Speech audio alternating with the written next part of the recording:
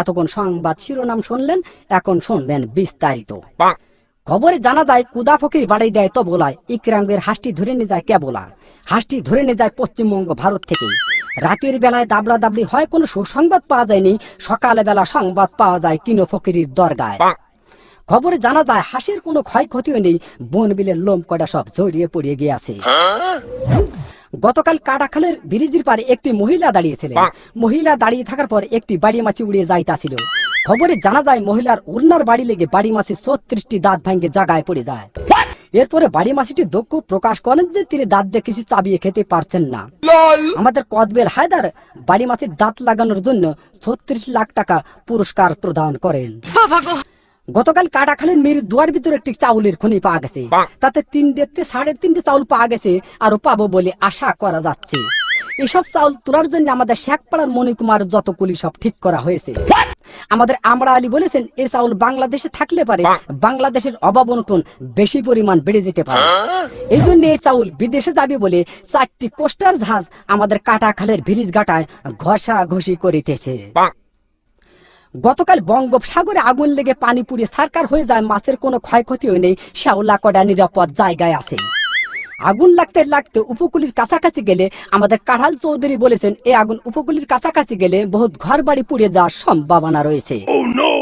এই আগুন নিবানোর জন্য আমাদের মাগুরার তরফ থেকে 7 বস্তা পেট্রোল ও 14 বস্তা কেরোসিনের তেল পাঠানো হয়েছে। গতকাল আরিসার ঘাটে একটি হাতি যাইতাছিল। হাতি যাওয়ার পরে ফেরি কানা নষ্ট হয়ে যায়।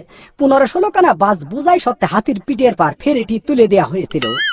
হাতিটি নিমিজিমি করে যাইতাছিল, এক রয় নামাজের পাড়ায় হাতি চ্যাপ্টা হয়ে গেল। রয় নামাজের পাড়ায় হাতি চ্যাপ্টা হয়ে গেলে বাস কয়েকখানা দরদড় করে পানির ভিতর পড়ে যায়। খবরে জানা যায় বাসের ভিতর যত লোকজন ছিল লোকজনের কোনো ক্ষয়ক্ষতিও নেই, বাস কয়েকখানা হার্ট ফেল হয়েছে। এরপর এক মহিলা বাস কয়েকখানা বাহাত দিয়ে টান দিয়ে তুলে আরিসার হোটেল থেকে 14 বালতি ফ্যান খায় সুস্থ করা হয়েছে। গতকাল এক কুচ্চি মুরগিতে এক বন বিলে ধরে পালাতক গহীন সমুদ্রী পানির ভিতর। গতকাল 366টা ডুবুরি নামায় খোঁজ করা হয়েছে। খবরে জানা যায় বন বিলের কোনো ক্ষয়ক্ষতি নেই, কুচ্চি মুরগির পেটটি একটু ফুলিও পাওয়া গেছে। আমাদের কাটাখালের বিন্দু ডাক্তার কুচ্চে মুরগিটি মগির নতুন হাসপাতালে ভর্তি করে কুচ্চে মুরগির পেট অপারেশন করে 3 মণ ও 3.5 মণ চাউল পাওয়া গেছে, আরো পাবো বলে আশা করা যাচ্ছে। বর্তমান বাংলাদেশে মাছের অভাব অনটন বেশি পরিমাণ দেখা যাচ্ছে। এর একমাত্র কারণ বুড়িগঙ্গা নদী দিয়ে একটি মায়াবড়ি জাহাজ যাইতাছিল। এক কাইলে মাছের সাথে অ্যাক্সিডেন্ট হয়ে মায়াবড়ি জাহাজটি পানির ভিতর ভাঙ্গে চুরে পড়ে যায়।